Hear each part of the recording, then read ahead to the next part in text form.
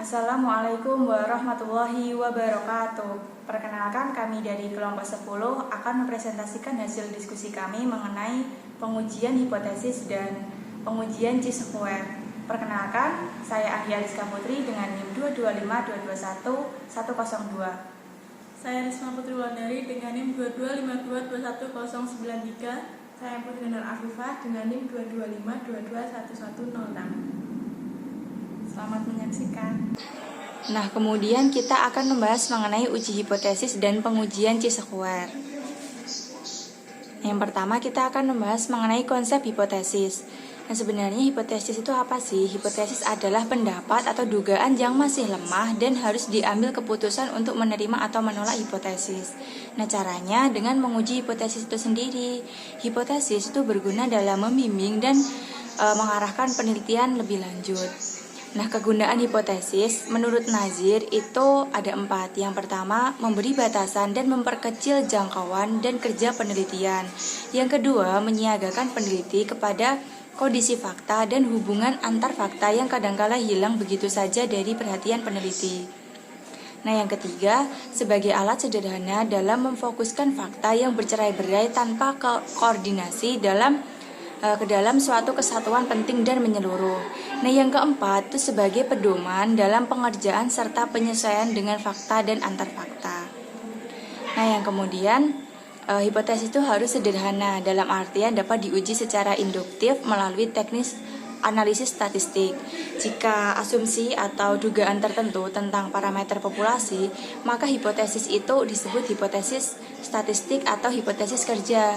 Ada 2 hipotesis kerja yang selalu dirumuskan, yaitu hipotesis nol dan hipotesis alternatif. Nah, H0 ini adalah pernyataan yang menjadi dasar teori yang digunakan dalam mengembangkan statistik uji. Sedangkan H1 itu dirumuskan sebagai pelengkap atau lingkaran dari H0. Misalnya, H0 itu tidak ada hubungan antara golongan darah dan warna mata seseorang. H1 ada hubungan antara golongan darah dan warna mata seseorang. Nah, kemudian kita lanjut ke langkah-langkah pengujian hipotesis. Nah, yang pertama, kita harus merumuskan H0 dan H1 dengan jelas sesuai dengan masalah yang dihadapi. Nah, yang kedua, kita harus memilih uji statistik yang sesuai dengan asumsi sebaran populasi dan skala pengukuran. Nah, yang ketiga, kita harus menentukan tingkat kesignifikansan dari alfa. Nah, yang keempat, kita harus menghitung statistik uji berdasarkan data. Nah, yang kelima, kita harus menentukan nilai kritis atau area uji kritis. Nah, yang keenam, kita harus membuat kesimpulan dengan membandingkan nilai statistik dengan nilai kritis. Nah, dalam pengujian hipotesis itu juga ada kesalahan. Dalam situasi pengujian hipotesis, kita tuh tidak pernah meyakini 100% bahwa kesimpulan yang diambil itu benar. Dalam suatu pengujian hipotesis juga kita tidak pernah meyakini 100% bahwa kesimpulan yang diambil itu tepat. Kita tetap menyadari bahwa kesimpulan yang diambil itu berpeluang untuk salah. Dalam hal ini ada 3 macam kesalahan yang mungkin terjadi. Yang pertama, menolak H0 yang benar. Yang kedua itu menerima H0 yang salah. Yang ketiga itu kesalahan merumuskan hipotesis. Nah, contoh kasusnya gimana? Contoh kasusnya itu adalah seperti apakah dosis obat yang biasa digunakan 60 mg masih cocok dengan situasi sekarang? Nah, kesalahan jenis pertama yaitu yang menolak H0 yang benar tadi, itu konsekuensi kesalahan ini berarti dokter akan menaikkan dosis obatnya yang sebetulnya itu tidak perlu. Akibatnya apa? Akibatnya pasien kelebihan dosis.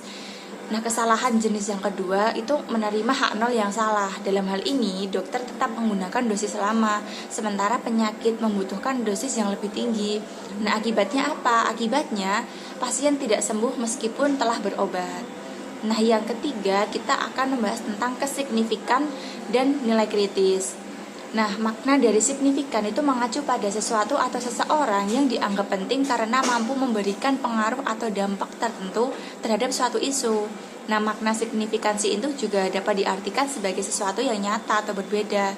Nah, secara umum hal ini itu dapat dijelaskan dengan menggunakan nilai signifikansi 0,01, 0,05, dan 0. Kemudian yang dilakukan adalah dengan melakukan pertimbangan dalam menggunakan angka-angka tersebut. Hal ini didasarkan pada tingkat kepercayaan yang diinginkan oleh peneliti. Nah, contoh yang benar jika digunakan pada taraf signifikansi 0,01, berarti tingkat kepercayaan atau bahasa lain adalah keinginan untuk mendapatkan persentase kebenaran dalam penelitian sebesar 99%. Nah, jika angka signifikansinya itu 0,05, maka persentase kepercayaannya adalah 95%. Jika angka signifikansinya itu 0,1, maka hasil persentase kepercayaannya adalah 90%. Nah, contohnya itu H0, rata-rata jam tidur bayinya itu lebih dari sama dengan 12 jam. H1-nya itu rata-rata jam tidur bayinya itu kurang lebih dari 12 jam. Sedangkan alfa atau tingkat kesignifikannya itu adalah 5%. Nah, keputusannya itu tolak H0 dibanding rata-rata jam tidur bayi itu kurang dari 12 jam. Nah, makna dari 5% itu peluang kesimpulan salah adalah 5% atau peluang kesimpulan benar adalah 95%. Nah, kemudian kita lanjut cara menentukan nilai kritis. Yang pertama ada uji hipotesa dua sisi atau two tail. Uji hipotesa yang pertama ini itu maksudnya adalah uji hipotesa dua sisi ditulis dengan pernyataan H0 dibanding mu sama dengan mu 0 dan H1 banding mu tidak sama dengan mu 0, sehingga H0 tidak sama dengan H1 atau terdapat nilai yang lebih besar atau lebih kecil dari batas kritis. Nah, yang kedua ada uji hipotesa satu sisi atau one tail. Nah, di sini ada dua jenis. Yang pertama ada pengujian hipotesis satu sisi atau one tail dengan pernyataan H0 banding mu kurang lebih dari sama dengan mu 0 dan H1 banding mu lebih besar dari mu 0, sehingga H0 lebih besar dari H1 atau terdapat nilai yang lebih besar dari batas kritis. Dari gambar di bawah, hipotesis 0 ini di sebelah kanan. Dan secara statistik itu disebut uji satu sisi atau satu pihak. Nah, yang B itu ada uji hipotesis satu sisi atau one tail dengan H0 berbanding mu lebih besar dari sama dengan mu 0 dan H1 banding mu kurang dari mu 0, sehingga H0 lebih kecil dari H1 atau ada nilai yang lebih kecil dari batas kritis. Nah, dari gambar yang tersedia itu terdapat area penolakan hipotesis 0 di sebelah kiri dan secara statistik disebut uji satu sisi atau uji satu pihak. Nah, kemudian kita akan membahas mengenai rata. Nah, rata adalah salah satu ukuran gejala pusat yang banyak digunakan dalam mengungkap informasi dari sekumpulan data. Hal ini tuh bermanfaat baik dalam menjelaskan data secara deskriptif maupun dalam menjelaskan populasi. Nah, yang pertama itu ada rata sebuah populasi. Yang pertama simpangan baku diketahui. Nah, itu adalah simbol dari simpangan baku.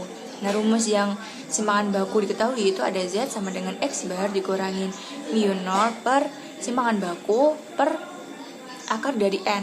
Yang kedua, simpangan baku mu tidak diketahui, itu rumusnya seperti yang di PPT, yaitu T sama dengan X bar dikurangin mu 0 per S per akar N. Nah, contoh soalnya itu seperti yang ada di PPT, yaitu produsen lampu pijar A mengatakan bahwa lampu tersebut bertahan sekitar 1000 jam. Muncul baru-baru ini. Nah, dugaan bahwa masa pakai lampu itu tuh sudah menurun. Untuk menguji dugaan ini, peneliti melakukan pengujian terhadap 75 bola lampu. Hasil yang diperoleh dengan rata-rata masa pakai X bar 980 jam dari pengalaman, fakta bahwa standar deviasi umur lampu adalah 45 jam. Selidiki dengan tingkat signifikansi alfa sama dengan 5%, apakah kualitas lampu benar-benar menurun. Nah, caranya itu peneliti akan menguji hipotesis. Mutu lampu pijar A sudah menurun. Untuk menguji hipotesis ini diperlukan hipotesis kerja, dan dalam hal ini uji satu pihak atau pihak kiri jadi pasangan hipotesis yang akan diuji.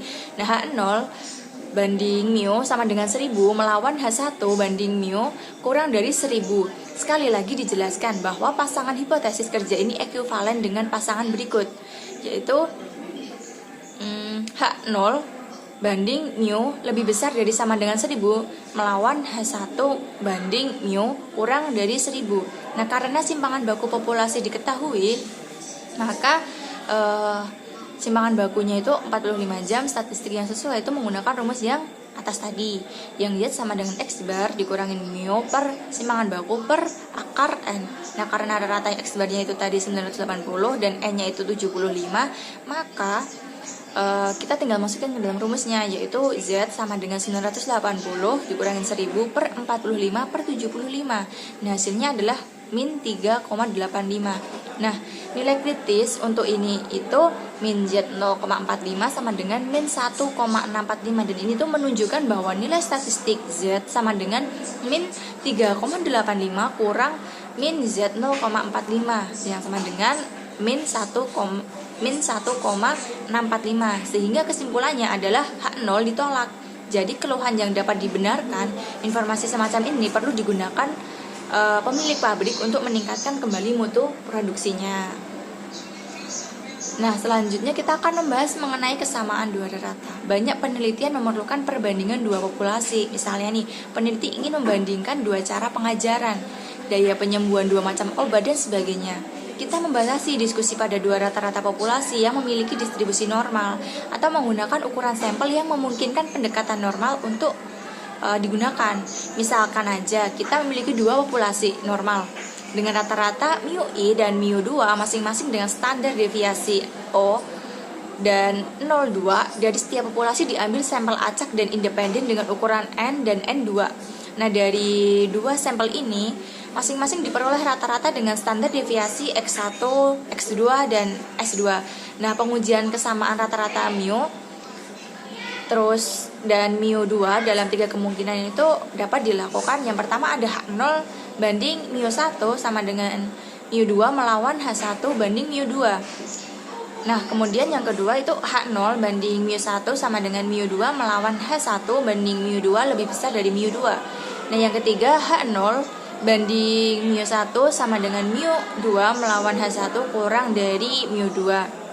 Nah, ketiga, hipotesis tersebut berturut-turut disebut uji dua sisi, uji pihak kanan dan uji pihak kiri. Kita membedakan situasi berikut untuk menentukan rumus statistik yang relevan untuk digunakan.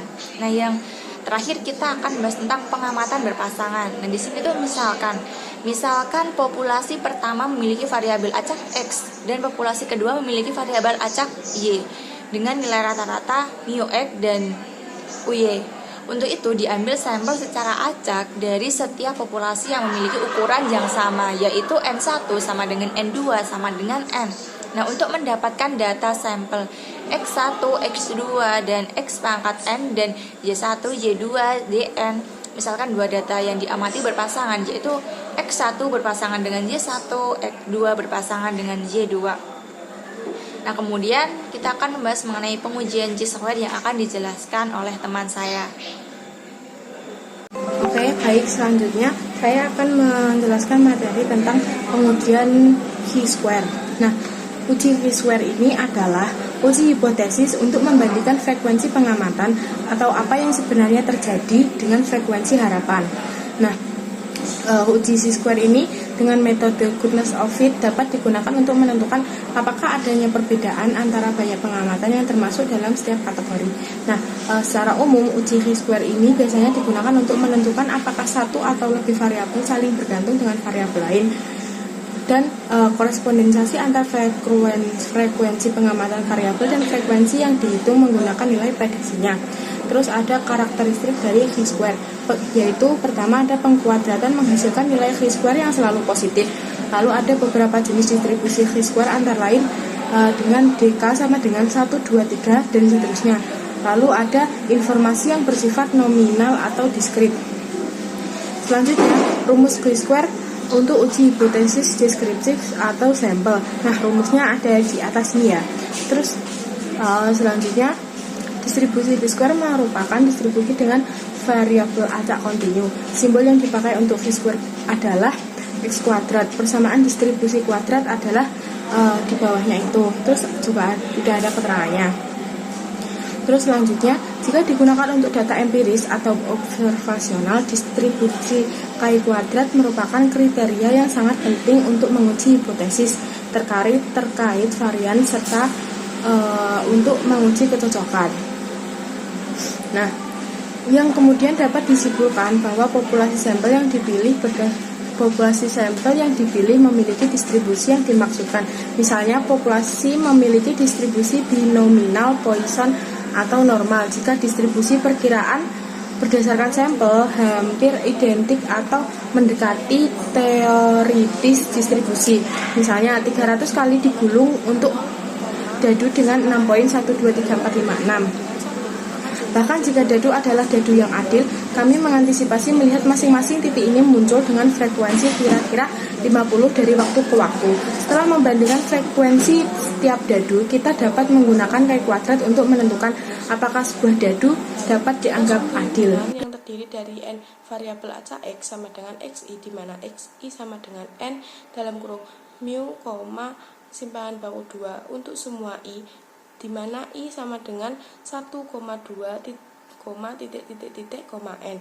Maka kita dapat memperoleh variabel z seperti yang dimaksud di atas dengan rumus itu gambar di bawahnya. Lalu jika suatu himpunan yang terdiri dari n variabel acak x sama dengan xi, di mana xi sama dengan n dalam kurung mu, simpangan baku 2 untuk semua i, di mana i sama dengan 1,2, n, maka kita dapat memperoleh variabel z seperti yang dimaksud dengan di atas dengan rumus gambar di bawahnya. Selanjutnya materi selanjutnya adalah penerapan uji chi-square yang akan dijelaskan oleh teman saya.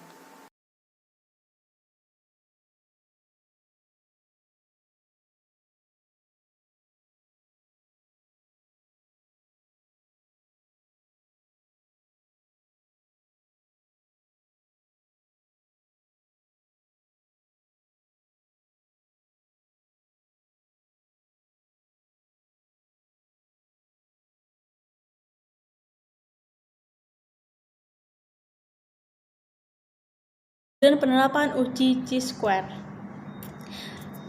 Pengujian dengan penggunaan chi-square diterapkan pada kasus di mana akan diuji apakah frekuensi data yang diamati, frekuensi atau data observasi sama atau tidak dengan frekuensi harapan atau frekuensi secara teoretik.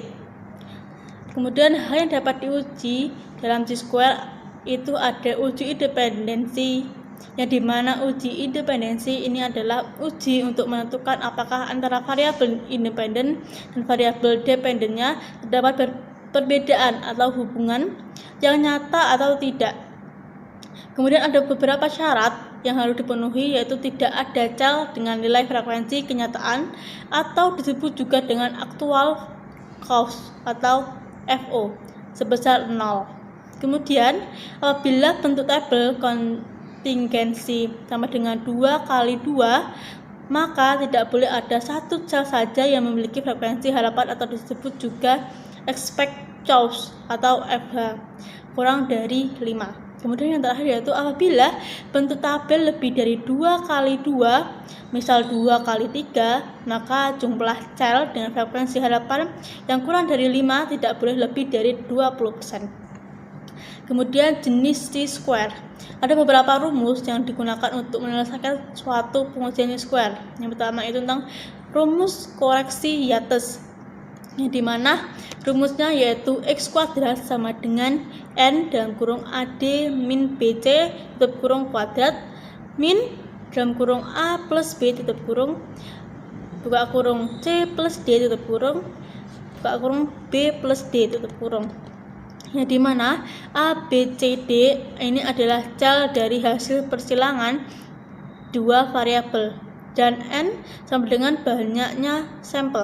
Kemudian yang kedua yaitu fixer exam test, yang dimana rumusnya yaitu x kuadrat sama dengan dalam kurung A plus B faktorial, kemudian dalam kurung C plus D faktorial, dan dalam kurung B plus D faktorial per N faktorial, A faktorial, B faktorial, C faktorial, dan D faktorial, yang dimana A, B, C, D sama dengan cell dari perselingan dua variabel dan N sama dengan banyaknya sampel. Kemudian yang ketiga yaitu pressure chi-square, yang dimana rumusnya yaitu x kuadrat sama dengan sigma dalam kurung FO per FE kuadrat per FE. mana X kuadrat itu adalah C square dan FO sama dengan frekuensi observasi dan FH sama dengan frekuensi. Kemudian prosedur uji C square itu ada 4. Yang pertama yaitu perumusan hipotesis dengan rumus HO dibagi X sama dengan 0 dan HA dibagi X sama dengan kurang dari 0. Yang kedua yaitu menetapkan taraf nyata yang dengan rumusnya dP sama dengan R-1 dalam kurung dan C-1 dalam kurung. Kemudian yang ketiga yaitu menghitung nilai X kuadrat hitung dengan rumus sigma per FO min FE kuadrat FE.